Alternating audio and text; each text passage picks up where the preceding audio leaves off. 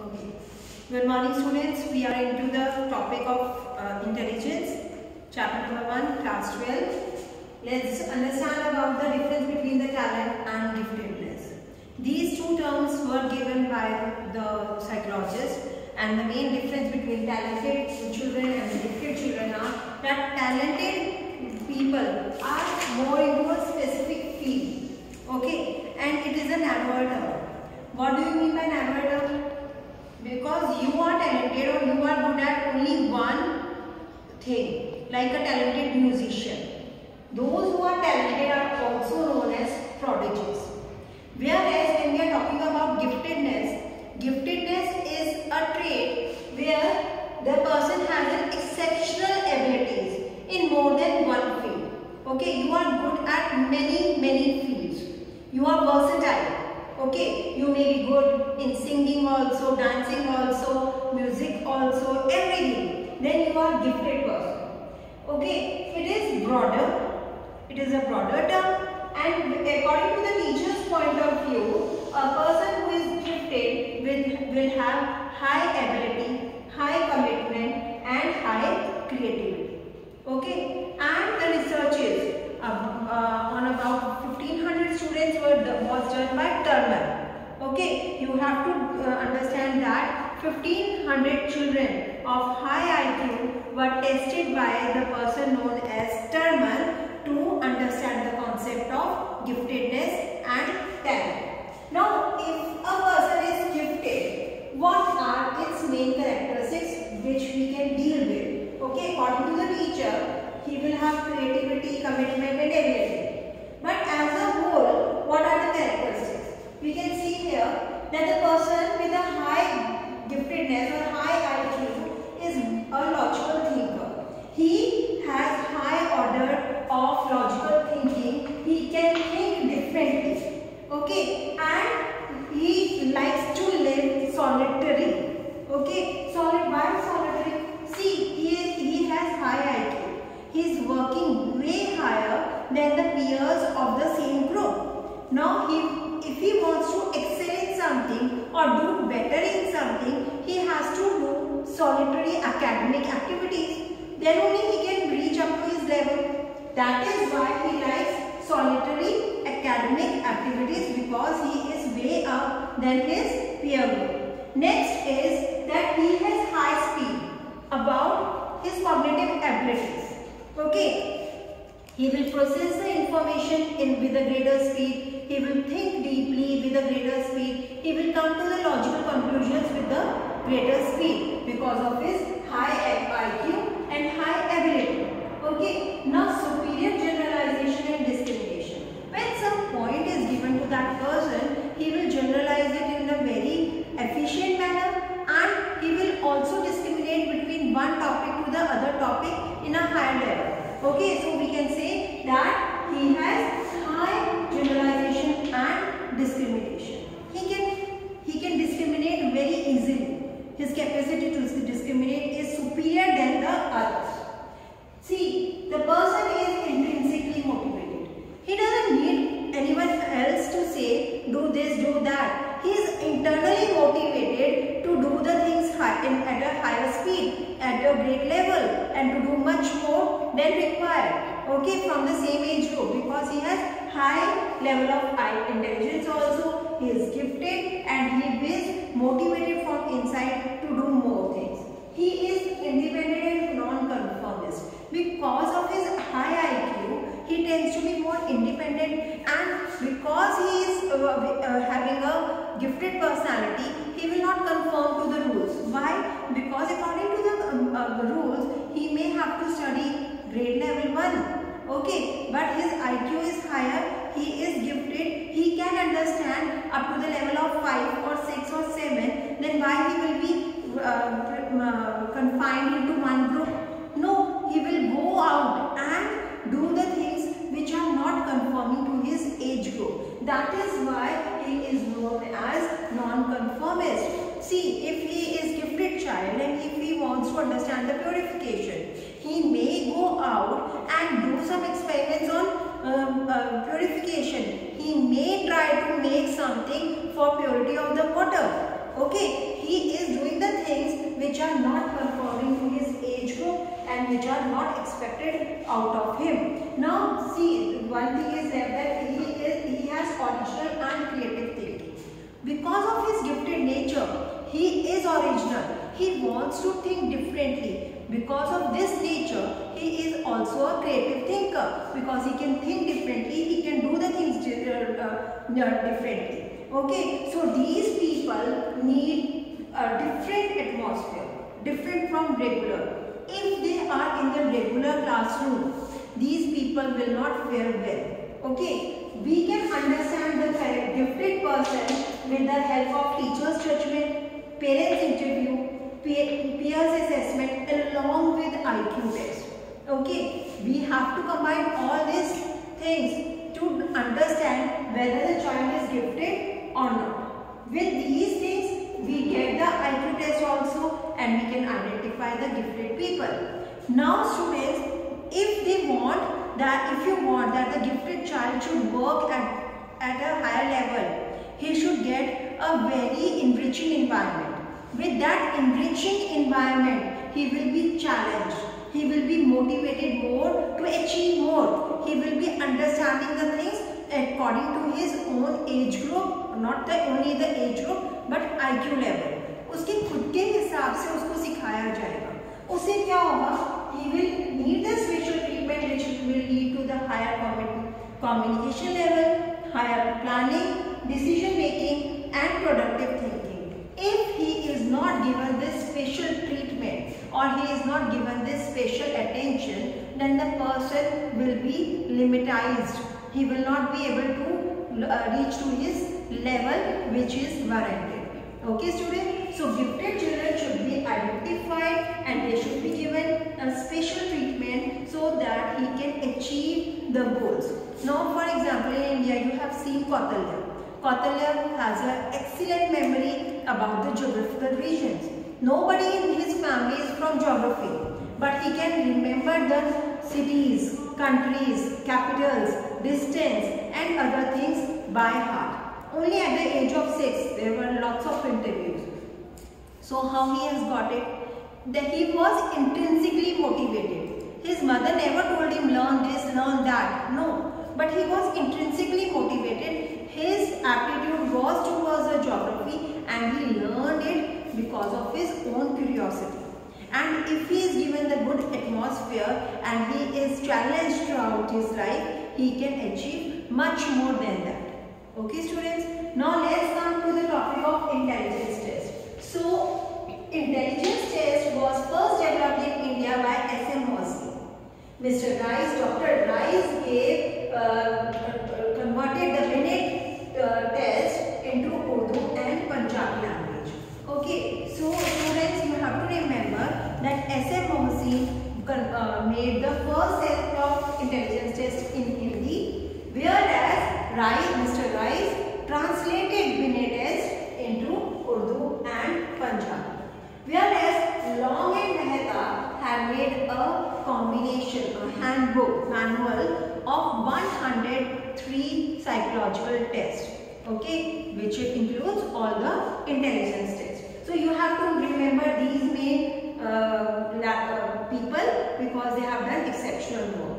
Now let us understand what are the uses of intelligence test. Why do we need intelligence test? See, intelligence test is required to understand the person, okay, to understand what are the abilities of the person. We can help a person if we know his IQ. We can help him in the selection, what he wants to select, as in field, which field he wants to go. We can counsel him, we can guide him. Moreover, the child or the person can self-analyze himself that this is my level and at what level I am working. If he is working below his level, he can work harder to reach to his potential. So it is kind of a self-analysis that I am at this level and whether I am working for it or not. Okay, so there are many uses, but it has to be done by the trained person. If it is not done by the trained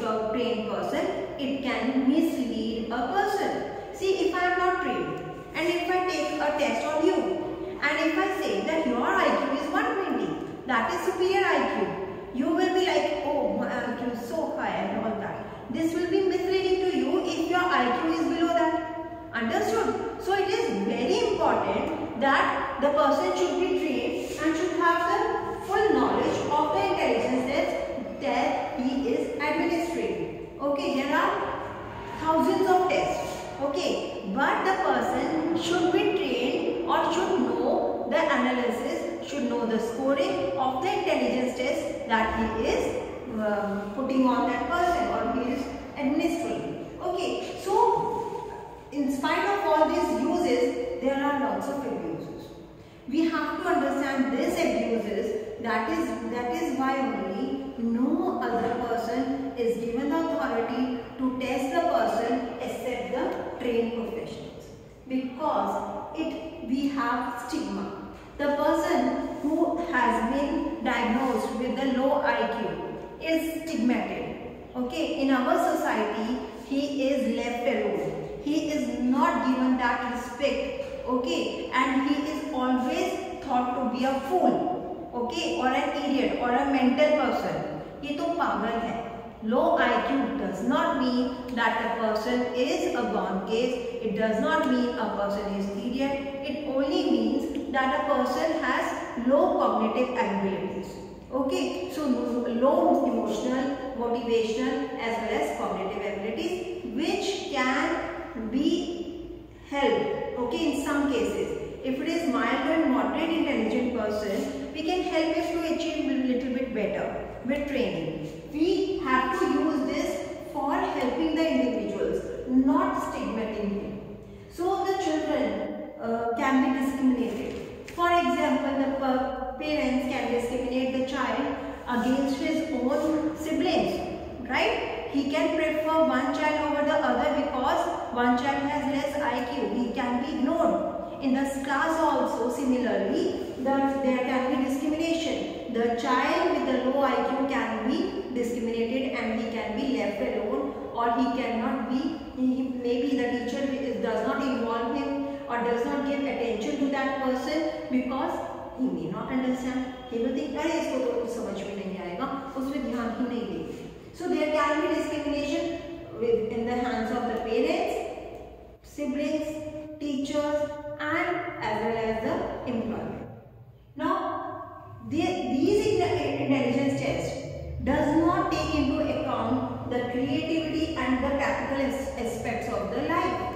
The person may have low IQ, but he may be very, very creative. He may not use IQ for that, but he is very creative. He can create very wonderful things. He can decorate the candle very beautifully. He can cover the register very beautifully. So the creative aspects as well as the practical aspect of the persons are ignored in the intelligence test. So we have to take care of these things also.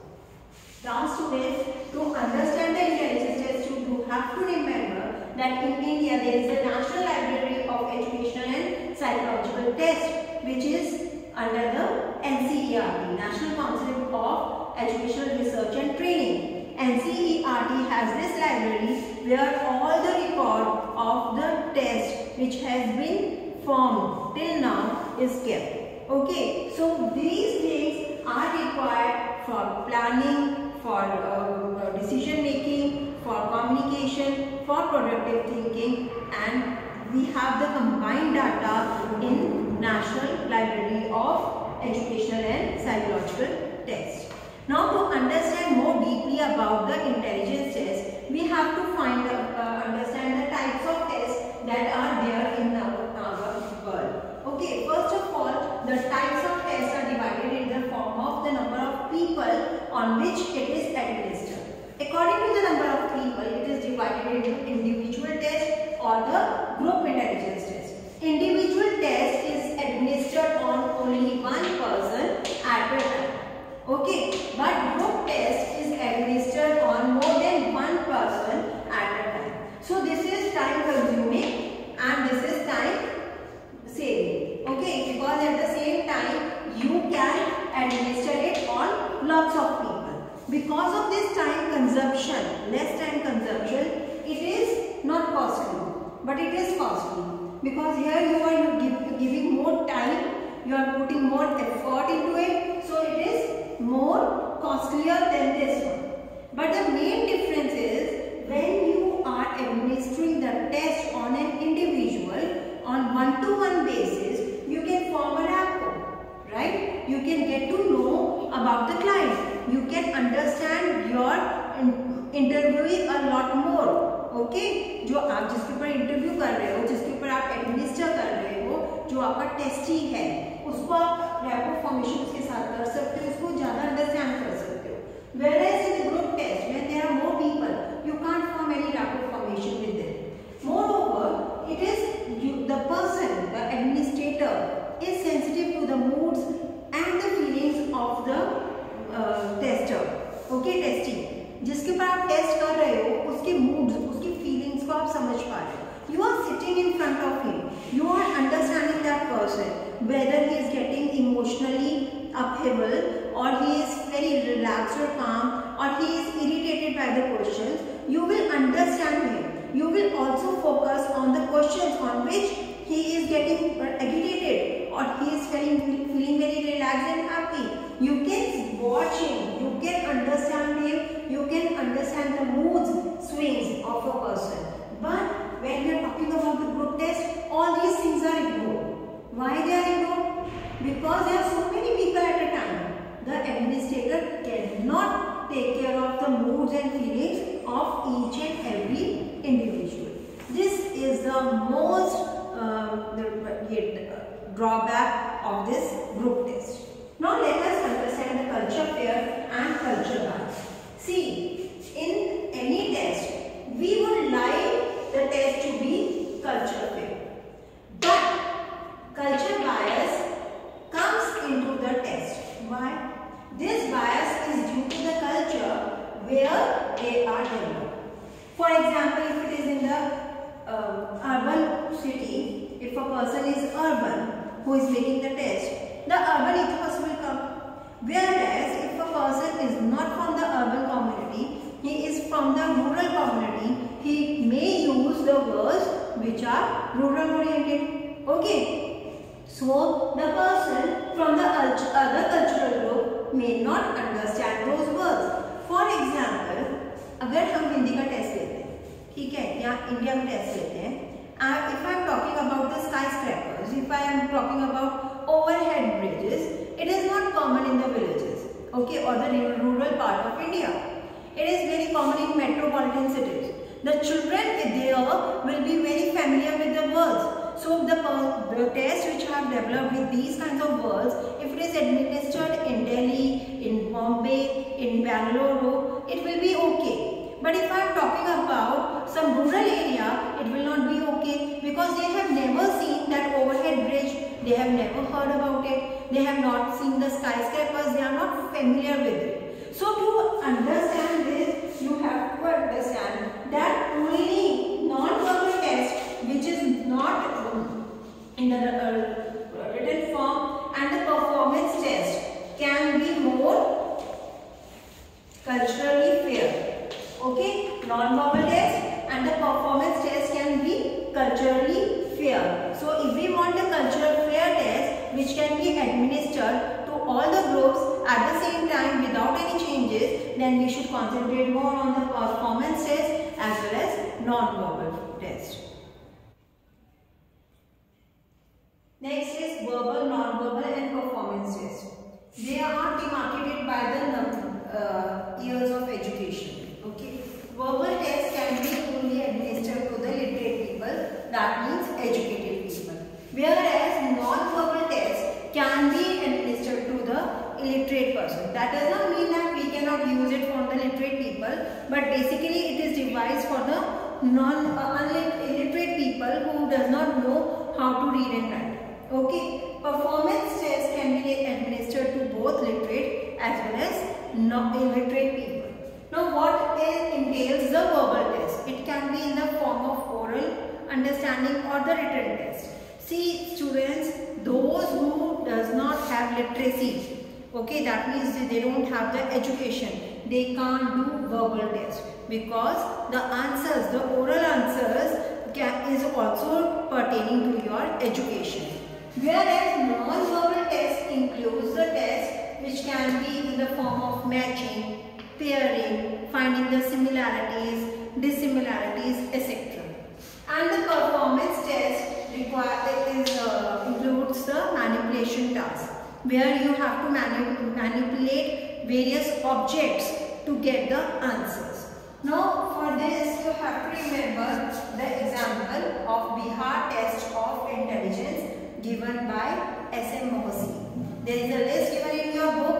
You can learn any one of the tests that you find it easy.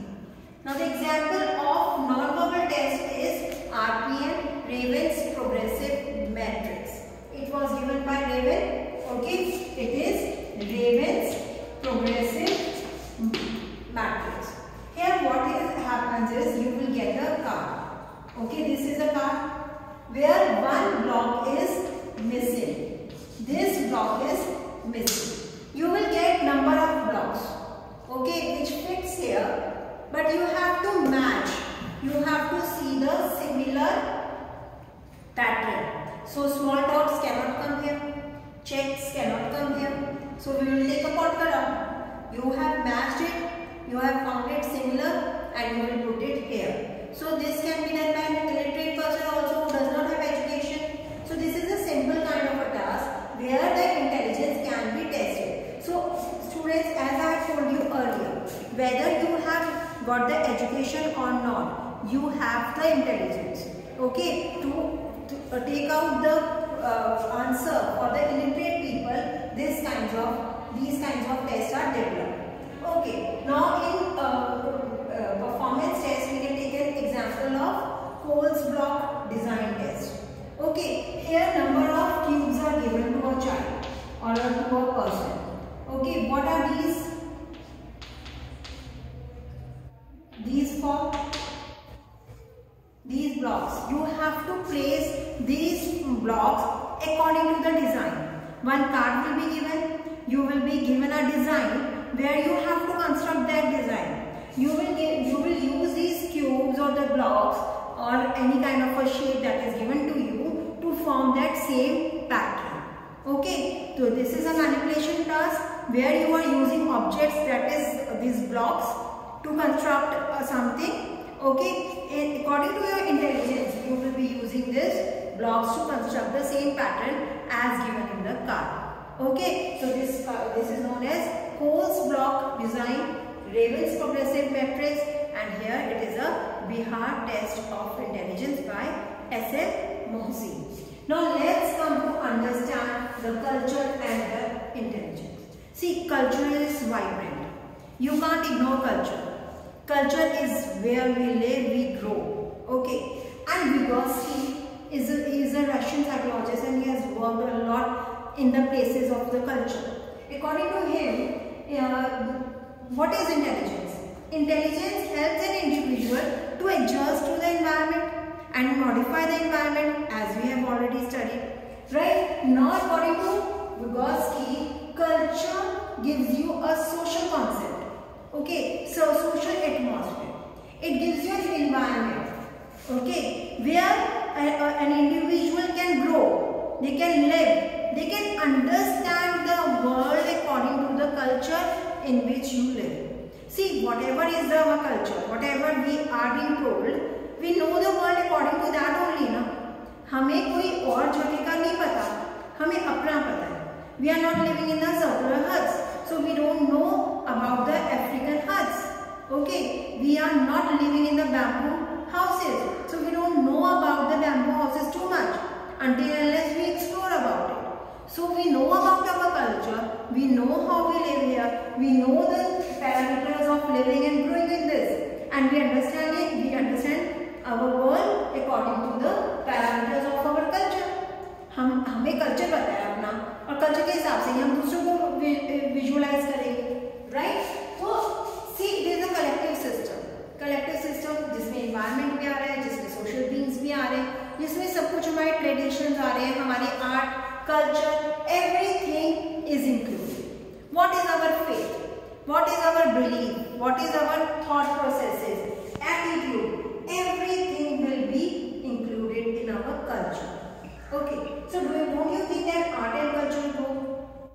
Art और literature जो है वो grow करती है ना, जैसे जैसे पीढ़ी दर पीढ़ी जब हमारी बढ़ती है तो हमारी आर्ट एंड लिटरेचर बढ़ती है, राइट। एक जमाने में कालिदास जी थे, ठीक है, उन्होंने हमारा लिटरेचर बढ़ाया, तो क्या हरिवंश राय बच्चन ने नहीं बढ़ाया?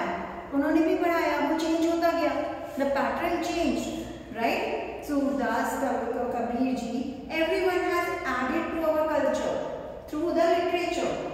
And art also, Madhubani painting and other paintings also are giving life to our culture, right? तो जो हमारी belief system है, customs है, वो सब change होते रहते हैं. Now, before long, you must remember that in Haryana, ladies used to wear daman. Now we came out of the daman to the suits, sarees, and then now western also. So the customs are going, changing. The attitude of the people are changing towards like marriage. Beforehand, the intercaste marriage was prohibited in India. It was frowned upon. Now the attitude of many people have changed. We can't say all, but many. So the culture is growing.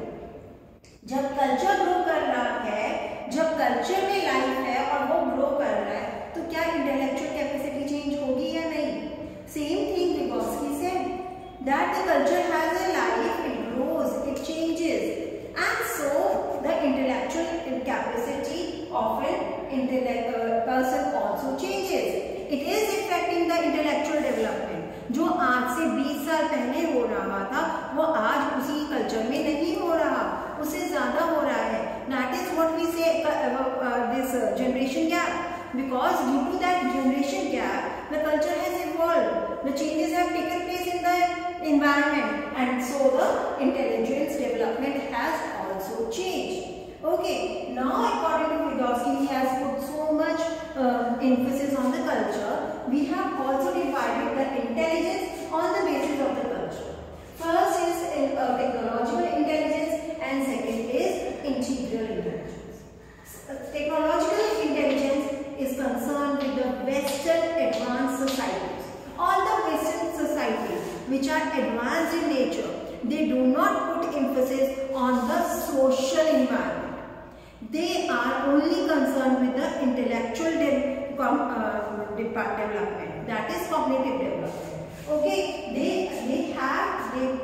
prefer the childbearing practices that foster speed, abstract thinking, generalization, skills of attention, observation, analysis.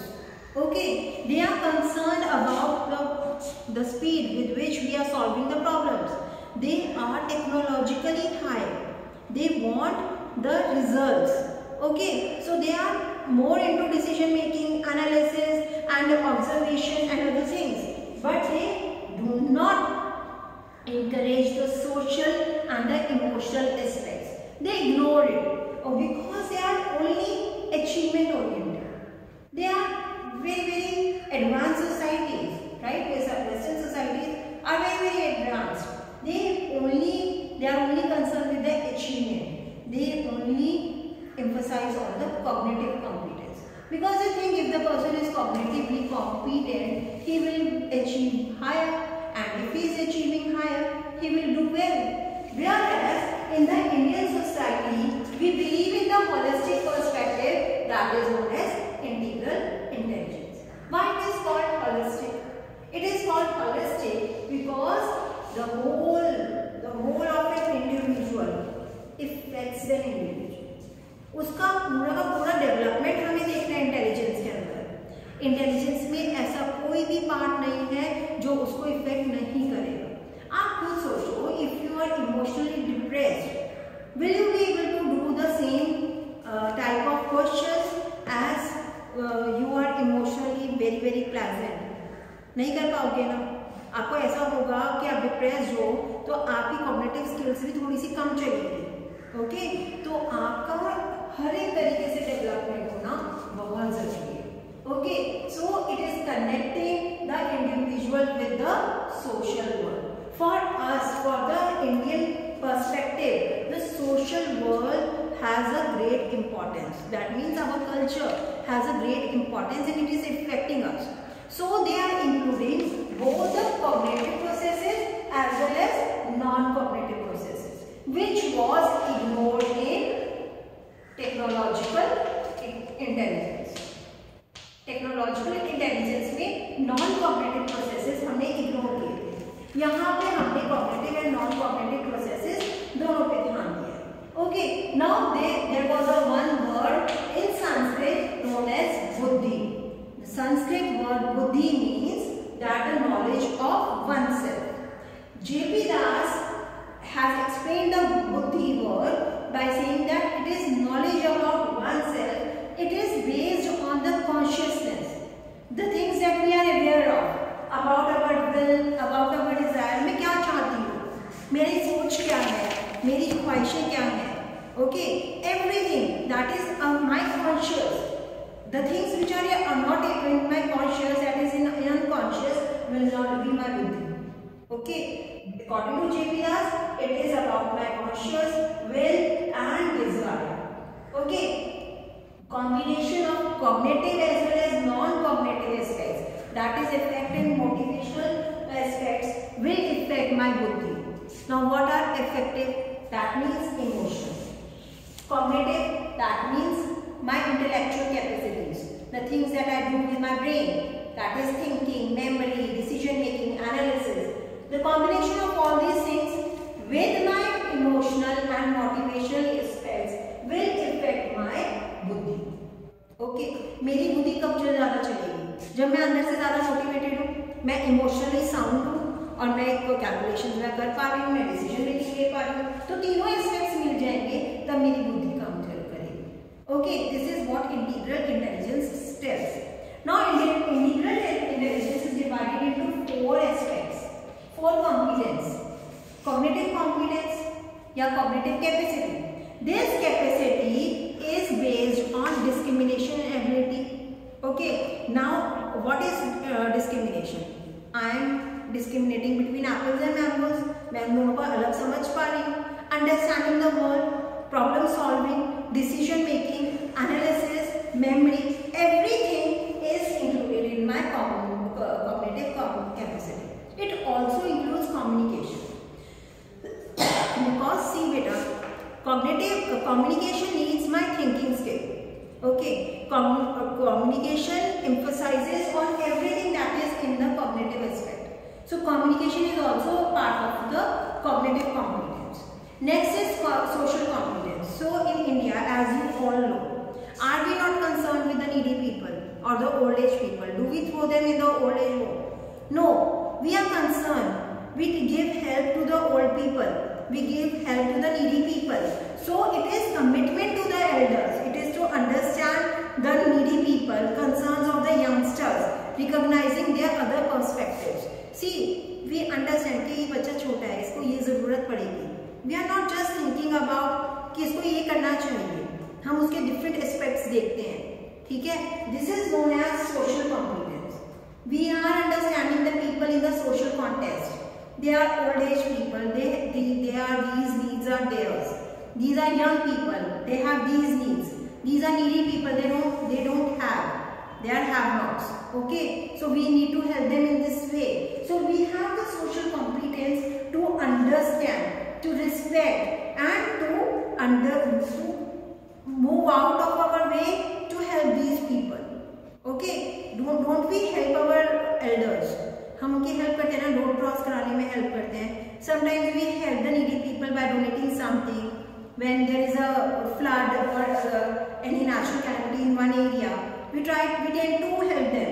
Okay, this is social competence. How competent you are socially.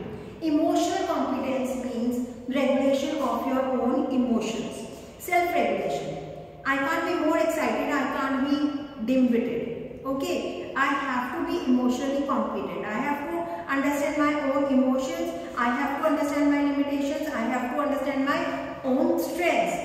Next, what I have to understand is my honesty, politeness, self-monitoring. If I am not able to monitor myself, how I am going to succeed?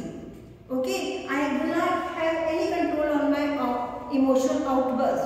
Okay, so self-evaluation means my self-monitoring of my emotions as well as self-regulation of my emotions. Last is entrepreneurial intelligence or entrepreneurial competence. It includes persistence, hard work, commitment, patience, goal-directed behavior. See, the person who has entrepreneurial competence will never give up. एक गलती हुई है दोबारा करेगा, तो 9 बार गलती हुई है 3 बार करेगा, ठीक है। वो कमिटमेंट है, वो परसिस्टिंग है, वो जल्दी से छोड़ेगा नहीं। Okay, he will be vigilant. What are the defects that are going on? Okay, and he will be goal directed, that I have to reach to my goal. So entrepreneurial intelligence should be there so that with the cognitive aspects and emotional aspect you can win. देखो, entrepreneur तभी अच्छा होगा जब वो emotions को control कर पाएगा, right. और उसके पास कॉग्निटिव कॉम्पिटेंस भी होनी चाहिए, प्रॉब्लम सॉल्विंग, डिसीजन मेकिंग, ये सब भी होना चाहिए। तो एंटरप्रेन्योरशिप या entrepreneurial competence is also required. If a person is intelligent and emotionally strong but he gives up easily, will he be able to achieve something? No, he has to be persistent, he has to be stable, right? He has to have the patience to do the things. So these all things are very important in the integral intelligence. So if the question comes, what is the difference between the technological and integral intelligence? The main difference is it is a Western view, it is the Indian view. Okay, it is more about the child rearing practices, right? It is a holistic perspective, right? Here we are concerned with only cognitive abilities which leads to the achievement orientation. ठीक है, यहाँ पे हमें कहाँ पे चीज़ों पे हम फोकस कर रहे हैं? We are focusing on all. यहाँ पे इमोशनल कॉम्पिटेंस देखते हैं, यहाँ पे हम इग्नोर कर रहे हैं. We are looking into the social competence. Here we are ignoring the social competence. Here we are looking into the cognitive competence as well as the entrepreneurial competence, whereas here we are only understanding the cognitive competence. Understood? So we can do the differences also. Now students, I hope you will learn the things very nicely and properly.